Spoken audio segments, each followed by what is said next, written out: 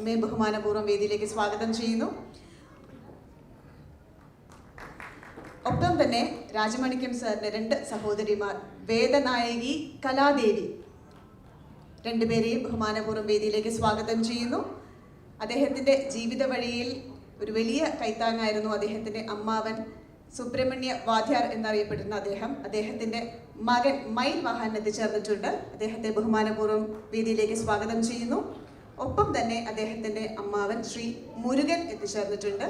അദ്ദേഹത്തെയും എല്ലാത്തിനും ഉപരി അദ്ദേഹത്തിന്റെ 2 കുഞ്ഞു മക്കളെയും ഈ ഒരു മുഹൂർത്തത്തിന് സാക്ഷ്യം വഹിക്കാനായി സ്നേഹപൂർവ്വം വേദിയിലേക്ക് സ്വാഗതം ചെയ്യുന്നു.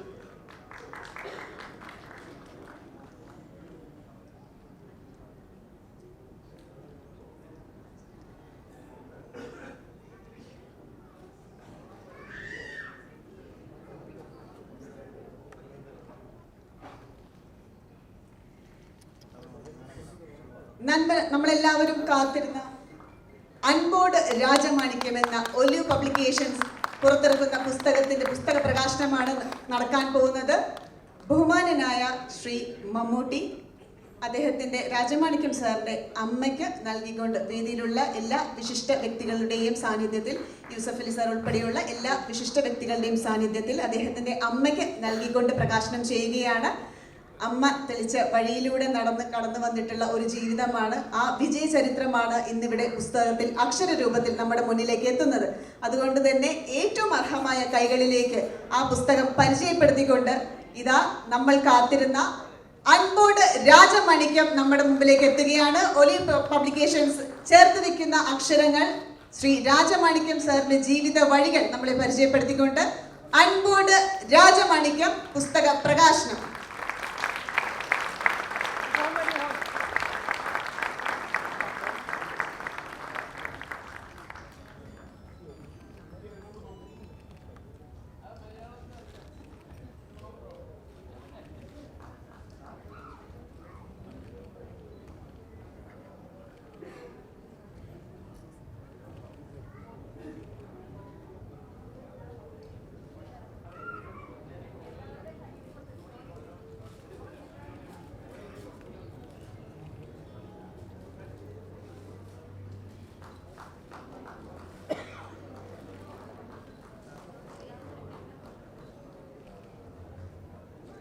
വേദിയിലുള്ള എല്ലാ വിശിഷ്ട വ്യക്തികളിലേക്കും പുസ്തകത്തിന്റെ ഒരു കോപ്പി എത്തിച്ചേരുകയാണ്.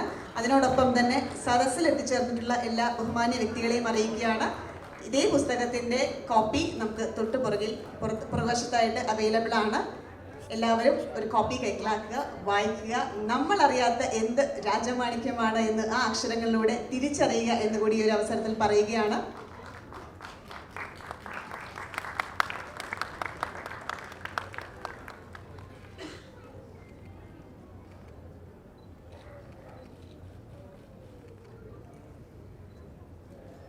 ഇവർക്കും ഹൃദയത്തിന്റെ ഭാഷയിൽ നന്ദി.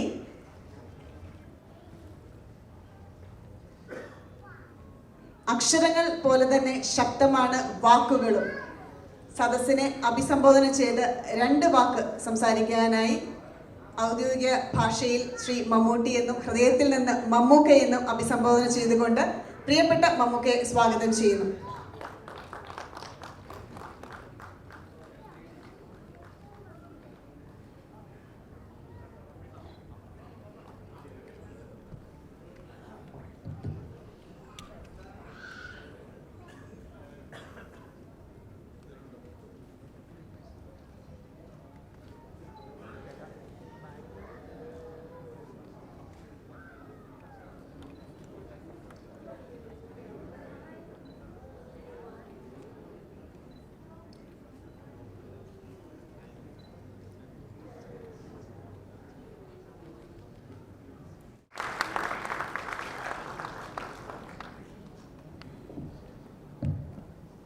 പ്രിയപ്പെട്ട മമ്മൂക്ക, എൻ്റെ പ്രിയപ്പെട്ട യൂസഫ് അലി സാർ, ബേറ സാർ, വേദിയിലും സദസ്സിലുമുള്ള പ്രിയപ്പെട്ട സുഹൃത്തുക്കളെ, എല്ലാവർക്കും നമസ്കാരം. വൈകിയ വേളയിൽ അധികം നീട്ടാൻ ആഗ്രഹിക്കുന്നുമില്ല. അതേ സമയത്ത് ഇവിടെ എത്തിച്ചേരുന്നുള്ള എല്ലാവർക്കും എൻ്റെ ആദ്യമായി ഹൃദയം നിറഞ്ഞ നന്ദി രേഖപ്പെടുത്തുന്നു. പ്രിയപ്പെട്ട മമ്മൂക്ക ഇന്ന് പ്രിയപ്പെട്ടതല്ല. ഞാനൊരു സിനിമാ ഭ്രാന്തനായിരുന്നു. സ്കൂളുകളിൽ ചെല്ലുന്നതിനേക്കാളും സ്കൂൾ കട്ടടിച്ച് സിനിമ പോയ ആളാണ്. അപ്പോൾ 91 പ്രിയപ്പെട്ട മമ്മൂട്ടി അവരുടെ തളപതി സിനിമയാണ്. രജനീകാന്തും മമ്മൂട്ടിയും ഏറെ പ്രശസ്തമായ ആ സിനിമ. അതിനു മുൻപ് തന്നെ മമ്മൂക്ക എന്ന് പറയുന്നത് തമിഴ്നാട്ടിൽ ഭയങ്കര ഫേമസാണ്. സത്യം പറയട്ടെ, എൻ്റെ കുടുംബത്തിലുള്ളവർ വാനും പിടിച്ച് ഇങ്ങോട്ട് എത്തിയിരിക്കുന്നത് എൻ്റെ പുസ്തക പ്രകാശനത്തിനല്ല. എല്ലാവരും കണ്ടിട്ട് കുടുംബത്തോട് വന്നിരിക്കാം, മമ്മൂട്ടിയോട് ഒരു ഫോട്ടോ എടുക്കാൻ. ഞാൻ മമ്മൂക്കാട് പറയുകയും ചെയ്തത്. അപ്പോൾ അങ്ങനെ എല്ലാവരും ആരാധകരായിട്ടുള്ള കുടുംബത്തിൽ ഞങ്ങളുടെ പ്രിയപ്പെട്ട മമ്മൂക്കയാണ്. അങ്ങനെ തളപതിക്ക് സിനിമ എന്ന ടിക്കറ്റ് എടുക്കാനായിട്ട് 2 രൂപ 30 പൈസയാണ്. കാശുകൊണ്ടുമില്ലാതെ സ്കൂൾ നോട്ട് പുസ്തകം ഉണ്ടല്ലോ, അത് കൊണ്ടുപോയി ഇടയ്ക്ക് ഇട്ടിട്ടാണ് ഞാൻ സിനിമ കാണാൻ പോയത്. തലേ ദിവസം, ബിക്കോസ് അവിടുത്തെ രജനീകാന്ത് സിനിമയൊക്കെ റിലീസാകണമെങ്കിൽ തലേ ദിവസം തന്നെ ഏകദേശം 8-10 മണിക്കൂർ പോയി വരയിലിരിക്കണം. അങ്ങനെ തലേ ദിവസം നിന്ന് പിറ്റേ ദിവസം രാവിലെ 10:30-ഓ 10:45-നോ ഷോയിൽ പോയാണ് ഞങ്ങൾ ആ തളപതി സിനിമ കണ്ടത്. അന്നും ഇന്നും അതുപോലെ തന്നെയാണ് മമ്മൂക്ക. ഔദ്യോഗികമായിട്ട് പല വേദികളിലും ഞങ്ങൾ സമ്മതിച്ചിട്ടുണ്ട്. നേരത്തെ തന്നെ അദ്ദേഹം പറഞ്ഞ്, ഞാൻ പിന്നെ പറയാം. പക്ഷെ എന്നാലും അത് കൂടാതെ പേഴ്സണൽ എപ്പോഴും ഒരു ആരാധകരുടെ ഋതുവുണ്ട്. ആ ഒരു സ്നേഹത്തിനാണ്, ആ ഒരു അൻപിനാണ് അദ്ദേഹം ഇവിടെ എത്തിയിരിക്കുന്നത്. അദ്ദേഹത്തിന് ആദ്യമായി എന്നെ നന്ദിയും കടപ്പാടും ഞാൻ രേഖപ്പെടുത്തട്ടെ. ഒപ്പം തന്നെ യൂസുഫ് അലി സാർ, ശരിക്കും പറഞ്ഞാൽ ഞാൻ അങ്ങനെ ഭയങ്കര തിരക്കായിരുന്നു. ഞാൻ ഒന്ന് ശ്രമിക്കട്ടെ സാറെന്ന് പറഞ്ഞപ്പോൾ വരുമോ എന്നെനിക്ക് സംശയവും കൂടിയാണ്.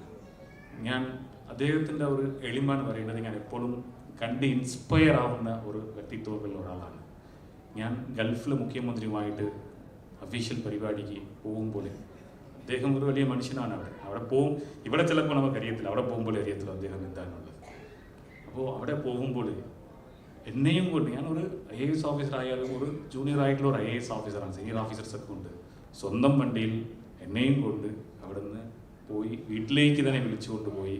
അവിടെ HSBCയുടെ എന്തോ പ്രസിഡന്റ് ആരോ ഉണ്ട്, എന്നെയും കൊണ്ടുപോയി വീട്ടിലിരുത്തി ഒപ്പം ഭക്ഷണം കൊടുത്ത് വിടുന്ന അത്രയും സ്നേഹം നിറഞ്ഞ ഒരു വ്യക്തിത്വമാണ് ഇന്ന് ഈ വേദിയിലേക്ക്, എൻ്റെ ഈ എളിയ ചടങ്ങിലേക്ക് എത്തിയിരിക്കുന്നത്. അദ്ദേഹത്തിനും എൻ്റെ നന്ദിയും കടപ്പാടും വേദിയിലുള്ള ഓരോരുത്തരും അങ്ങനെയാണ്. അപ്പോൾ ഞാൻ ഈ ബുക്കിനെ കുറിച്ച് വീഡിയോ വന്ന് ഞാൻ അധികം അതിനെക്കുറിച്ചൊന്നും പറയാനില്ല. എന്ന് വെച്ചാൽ ഒരു കാര്യം മാത്രം ഞാൻ പറയാൻ ആഗ്രഹിക്കുന്നുണ്ട്. ഇത് ഞാൻ കഷ്ടപ്പെട്ട കഥയല്ല. സത്യം പറഞ്ഞാൽ ഞാൻ കഷ്ടപ്പെട്ടതേ അല്ല. ഈ കർക്കിടക ചികിത്സയ്ക്ക് നമ്മളെല്ലാം തിരുമ്മലിന് പോയി കഴിഞ്ഞാൽ നമ്മൾ കിടന്ന് തിരുമ്മുമ്പോൾ നമുക്കൊരു വേദന ഉണ്ടാവില്ലേ? അത്ര വേദന മാത്രമേ എനിക്കുണ്ടായിട്ടുള്ളൂ. മറിച്ച് തിരുമ്പുന്നവന് കൈകളിൽ ഉണ്ടായിരുന്ന വേദനയാണ് ഈ പുസ്തകത്തിലോടുകൂടി എന്നെ ഞാനാക്കാനായിട്ട് കഷ്ടപ്പെട്ട ഓരോരോ ആൾക്കാരെയുമാണ് ഞാനിതിൽ ഇൻട്രൊഡ്യൂസ് ചെയ്തിരിക്കുന്നത്. അതുകൊണ്ട് ഒരിക്കലും അതുകൊണ്ടാണ് പറഞ്ഞത് ഇതൊരു ജീവചരിത്രമോ ആത്മകഥയോ സർവീസ് സ്റ്റോറിയോ അല്ല. എഴുതിയ ഞാൻ ഒരു സ്ഥലത്തിരുന്ന് ഈ യാത്രയിൽ ദൈവം എല്ലാവർക്കും ഒരു പദ്ധതി വെച്ചിട്ടുണ്ട്. ആ ദൈവത്തിൻ്റെ നിയോഗം അനുസരിച്ച് ഞാനൊരു സ്ഥലത്തേക്ക് എവിടെയോ ഉള്ള ഒരു സ്ഥലത്തിൽ നിന്ന് എവിടെയോ ഉള്ള ഒരു സ്ഥലത്തേക്ക് എത്തിയിട്ടുണ്ടെങ്കിൽ അത് എൻ്റെ അച്ഛൻ അമ്മയുമായിരുന്നു. അച്ഛൻ എന്ന് എൻ്റെ കൂടെ ഇല്ല. പക്ഷേ എന്നാലും അച്ഛൻ, ഞാൻ നേരത്തെ പറഞ്ഞല്ലോ, മനുഷ്യ സ്നേഹിയായ MGRയാണ് അച്ഛന് ഏറെ താല്പര്യം. അങ്ങനെ ഒരു മനുഷ്യ സ്നേഹിയായിട്ട് മനുഷ്യനും മകനും മാറണം എന്നുള്ളതായിരുന്നു അച്ഛൻ്റെ ആഗ്രഹം. അപ്പോൾ മറ്റവരോട് കാണിക്കുന്ന ആ സ്നേഹവും അൻപുമാണ് നമ്മൾ ജീവിതം എന്ന് പഠിപ്പിച്ചത് അച്ഛനാണ്. അപ്പോൾ അതുകൊണ്ട് ആ സ്നേഹം അൻപോട് തന്നെ എന്നും എല്ലാവരും കാണിക്കും. എൻ്റെ മാതാപിതാക്കൾക്ക് ഞാൻ ഈ വേളയിൽ നന്ദി രേഖപ്പെടുത്തുന്നു. ഒപ്പം തന്നെ എൻ്റെ കുടുംബാംഗങ്ങൾ, എൻ്റെ ചേച്ചിമാരുണ്ട്, അവർക്ക് നന്ദി രേഖപ്പെടുത്തുന്നു. ഇതിൽ കഥാപാത്രത്തിൽ ഒരു കഥ ഉണ്ട്. ഞാൻ കഥകൾ നീട്ടുന്നില്ല, പക്ഷേ ഈ കഥാപാത്രത്തിൽ ഞാൻ ആദ്യമായിട്ട് എനിക്ക് എന്തെങ്കിലും ആകണം വെച്ചാൽ പോലീസ് ആകണം എന്നായിരുന്നു എൻ്റെ ആഗ്രഹം. എൻ്റെ അമ്മാവൻ്റെ മകൻ മയിൽവാഹനൻ ഇവിടെ എത്തിയിട്ടുണ്ട്. അദ്ദേഹം ഒരു പോലീസായിരുന്നു അവിടെ. അദ്ദേഹം പോലീസായിരിക്കുമ്പോൾ അദ്ദേഹത്തിനെ കണ്ട് ഒരു പ്രചോദനത്തിലാണ് ഞാൻ പോലീസ് ആകണമെന്ന് ആഗ്രഹിച്ച് അദ്ദേഹമാണ് IG ആകണമെന്ന് പറഞ്ഞ് IG IPS പഠിക്കണമെന്നൊന്നും അറിയത്തില്ല. അപ്പോൾ ഇന്ന് ശ്യാം സാർ യൂണിഫോമോട് ഇരിക്കുമ്പോൾ എനിക്ക് ഭയങ്കര സന്തോഷം വന്ന് യൂണിഫോം ഇടുന്നതൊക്കെ ആഗ്രഹിച്ചതാണ്. ഞാൻ ഇട്ട് കോൺട്രവേഴ്സിയും ഉണ്ടാക്കിയിട്ടുണ്ട്. അപ്പോൾ അങ്ങനെയാണ് ഞാൻ ഇതിലേക്ക് വരുന്നത്. IPS ആകണമായിരുന്നു എൻ്റെ ആഗ്രഹം. പക്ഷേ വിരുദനഗർ പറഞ്ഞതുപോലെ IAS ആകാൻ ശ്രമിച്ചപ്പോൾ എപ്പോഴും മനുഷ്യൻ്റെ ആദ്യത്തെ ആ ഒരു സ്വപ്നം സാക്ഷാത്കരിക്കണമെന്ന് ആഗ്രഹം തോന്നും. അങ്ങനെയാണ് ഞാൻ IAS ആയതിനു ശേഷവും എനിക്കൊരു കുഞ്ഞ് ആഗ്രഹം ഉണ്ടായി, രാജമാണിക്യത്തിൻ്റെ പുറകിൽ ഒരു IPS ഉണ്ടാകണമെന്ന്. അങ്ങനെയാണ് ഒരു IPS കല്യാണം കഴിച്ചത്. ഞങ്ങൾ തമിഴ്നാട്ടിലൊരു കീഴ്വഴക്കമുണ്ട്, ഭർത്താവുടെ പേരാണ് പുറകിൽ സർനെയിമായിട്ട് ഇടുക എന്ന് പറയുന്നത്. ഞാൻ വിചാരിച്ച് നിശാന്തിനി രാജമാണിക്യം IPS ഇടുമ്പോൾ രാജമാണിക്യത്തിൻ്റെ അടുത്തല്ലേ IPS വരും. പക്ഷേ നിശാന്തിനി പറഞ്ഞ് ഞാൻ എൻ്റെ പേര് മാറ്റത്തില്ല, എൻ്റെ അച്ഛൻ്റെ പേരാണ്, നിങ്ങൾക്ക് നിങ്ങളുടെ അച്ഛനെ പോലെ എനിക്ക് എൻ്റെ അച്ഛനാണ് പറഞ്ഞത്. നമ്മൾ പിന്നെ IAS കാരുടെ ബുദ്ധി ഉപയോഗിച്ച് നിശാന്തിനിയുടെ അച്ഛൻ്റെ പേര് രാജരത്നമാണ്.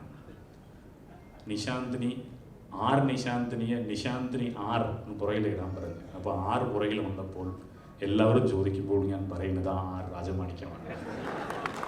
അപ്പോൾ ഇപ്പോഴും ആ 6ൻ്റെ അടുത്താണ് IPS ഉള്ളത് കൊണ്ട് ചെറുപ്പകാലത്തിൽ ഞാൻ നേടിയ അല്ലെങ്കിൽ ഞാൻ കണ്ട സ്വപ്നം, IPS ആകാനുള്ള സ്വപ്നം എനിക്ക് സാക്ഷാത്കരിക്കാൻ പറ്റാതെ വന്നാലും അതിൻ്റെ പുറകിൽ ഒരു IPS നേടി എൻ്റെ കൂടെ എപ്പോഴും ഒരാൾ ബുക്ക് എഴുതുന്നുണ്ടെങ്കിൽ അതിനൊരു കാര്യം കൂടി പറഞ്ഞേക്കാം. ചുമ്മാ അല്ല, വീട്ടിൽ ഒരു ജോലിയും ചെയ്യാത്ത ആൾക്കാർക്ക് മാത്രമേ ബുക്ക് എഴുതാൻ പറ്റൂ. വീട് കൊണ്ട് നോക്കത്തില്ല. അപ്പോൾ എൻ്റെ കുടുംബമായിട്ട് നോക്കുന്ന എൻ്റെ ഭാര്യയ്ക്കും എൻ്റെ മക്കൾ വെൺപ നിത്തിലുണ്ട്. ഞാൻ അവർക്ക് കൊടുക്കാത്ത സമയമാണ്, അതുകൊണ്ട് അവർക്ക് ഈ വലിയ നന്ദി അറിയിക്കുന്നു. ഇതിൽ ഒരുപാട് ആൾക്കാർ, ഈ കഥകളിൽ പറഞ്ഞിട്ടുള്ള ഒരുപാട് ആൾക്കാരുണ്ട്.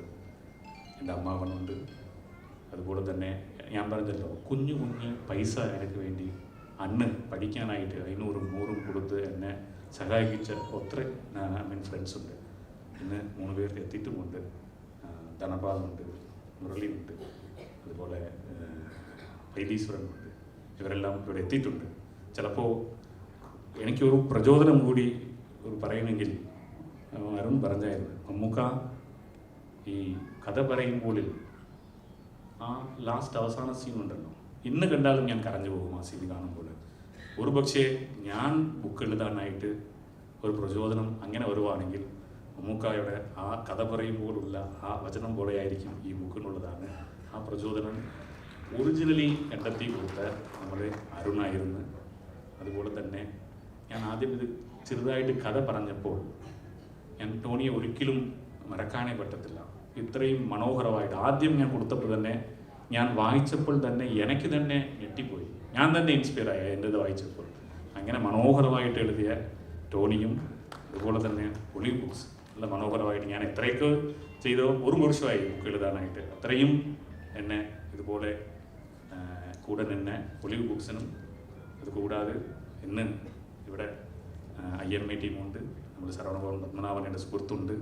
ഏറ്റവും പ്രധാനപ്പെട്ടത് രാജമാണിക്യം 2ാമത് പ്രാവശ്യം രാജമാണിക്യം MGR രാജമാണിക്യമായത് കേരളത്തിൽ വെച്ചാണ്. ഞാൻ തമിഴ്നാട്ടിൽ ജനിച്ചാലും ഞാൻ ബുക്കിൽ കുറിച്ചിട്ടുണ്ട്, എല്ലാ സ്ഥലത്തും പറയുന്നതാണ്. ഞാൻ തമിഴ്നാട്ടിൽ ജന്മം കൊണ്ട് തമിഴ്നാട്ടിലായാലും കർമ്മം കൊണ്ട് കേരളീയനാണ്. അപ്പോൾ എന്നെ അങ്ങനെ കേരളീയനായിട്ടാക്കിയ ഒരു മഹാനഗരം കൊച്ചിയാണ്. അന്നും രാജമാണിക്യം ഫേമസ് ആയത് മമ്മൂക്കായുടെ ആദ്യത്തെ ലേഖനം കൊണ്ടാണ് രാജമാണിക്യം ആദ്യം ഫേമസ് ആയത്. ഈ MGR രാജമാണിക്യമായിട്ട് ഒരുപാട് പ്രവർത്തനം ചെയ്യാൻ സാധിച്ചിട്ടുണ്ടെങ്കിൽ എൻ്റെ അൻപോട് കൊച്ചിയുടെ അംഗങ്ങളാണ്. അൻപോട് കൊച്ചിയിലെ എല്ലാവരും ഉണ്ട്. ഞാൻ പേരെടുത്ത് പറയാൻ സമയമില്ലെങ്കിലും അൻപോട് കൊച്ചിയിലുണ്ടായിരുന്ന ഒരുവരും, ഞാൻ രാജമാണിക്യം എന്നറിയപ്പെടുന്നത് നമുക്കതിനെ പറഞ്ഞല്ലോ, കുളം കലക്കിയതും അങ്ങനെ ഒരുപാട് കാര്യങ്ങളിൽ അൻപോട് കൊച്ചി ഉണ്ടായിരുന്നു. പ്രത്യേകിച്ച് നമ്മളിപ്പോൾ സരയു അൻപോട് കൊച്ചിയുടെ ഭാഗമായിരുന്നു. എൻ്റെ കമ്പയറിങ് വന്ന് ഒരുപാട് എൻ്റെ സുഹൃത്തുക്കളുണ്ട്, എല്ലാവരും പേര് പറയില്ല, വിമൽ രമേശ് ഉൾപ്പെടെയുള്ള കുറേ ആൾക്കാരുണ്ട്, ഹിന്ദു കുറേ ആൾക്കാരുണ്ട്. എല്ലാവരെയും ഞാൻ ഈ വേലയിൽ ഞാൻ കൊടുക്കുകയാണ്. ഒപ്പം തന്നെ ഇതിൽ പ്രധാനമായിട്ട് നമ്മുടെ കളക്ടറുണ്ട്. നേരത്തെ തന്നെ പറഞ്ഞു, പാവത്തെ കൊണ്ട് ഞാൻ കൂടെ ചുമപ്പിച്ചതാണ്. അപ്പോൾ പിന്നെ ഒരു കാര്യം പറഞ്ഞു, ഈ കഥയിൽ ഒരു സൗരാഷ്ട്ര കഥ വരുന്നുണ്ട്. പറഞ്ഞല്ലോ, മുട്ട അടിച്ച് അന്ന് വരെ പീഡിപ്പിച്ചതുപോലെ ഇന്നും എൻ്റെ പീഡനം ഏറ്റുകൊണ്ട് നടക്കുന്ന ഉമേഷ് ഒരു സൗരാഷ്ട്രക്കാരനാണ്.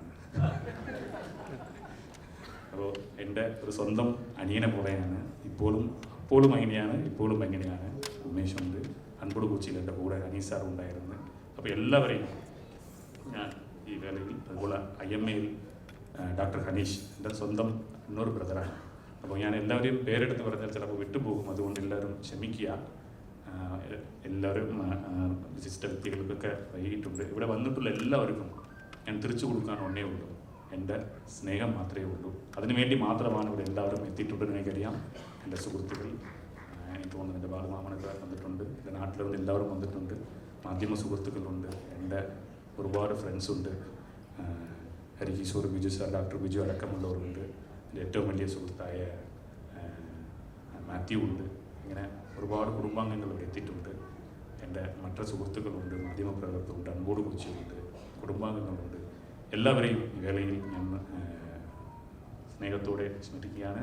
ഒപ്പം തന്നെ ഞാൻ എല്ലാവർക്കും കൊടുക്കാനുള്ളത് എൻ്റെ സ്നേഹം മാത്രം എന്ന് പറഞ്ഞുകൊണ്ട് നിർത്തുകയാണ്.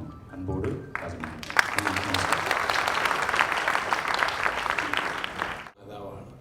അത് കേട്ടപ്പോഴാണ് ഞാൻ പറഞ്ഞു, സാർ എന്തായാലും ഞാൻ വരും. കാരണം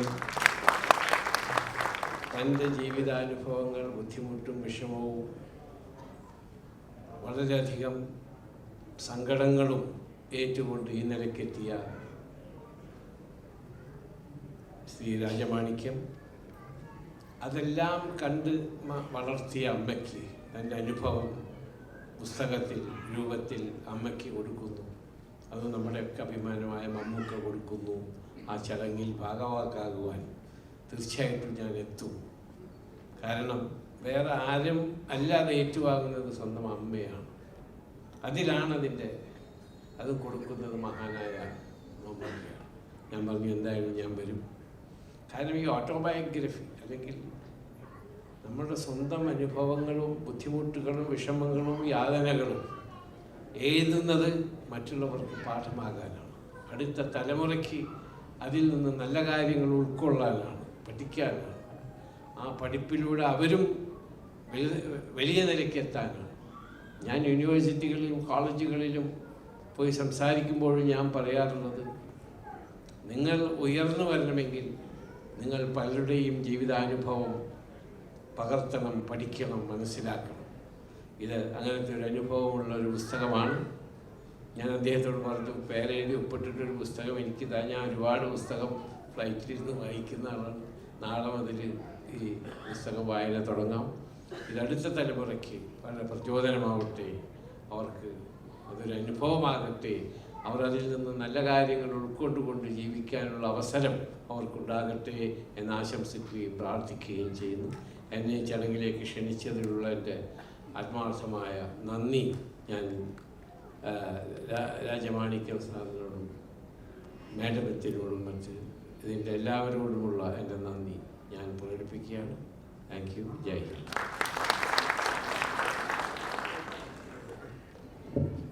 ജീവിത വഴിയിൽ വിജയം കൈവരിച്ചവർ, അതിനോടൊപ്പം തന്നെ കൂടെയുള്ള മനുഷ്യരിലേക്ക് ശ്രദ്ധ ചെലുത്തുന്നവർ പറയുന്ന വാക്കുകൾ എന്ന് പറയുന്നത് അത്രയും സ്നേഹം നിറഞ്ഞത് തന്നെയാണ്.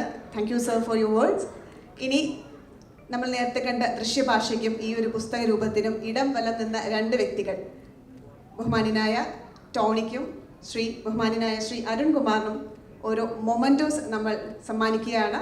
കർത്തവ്യം നിർവഹിക്കാനായി ബഹുമാനപ്പെട്ട മമ്മൂക്കയോട് അഭ്യർത്ഥിക്കുന്നു.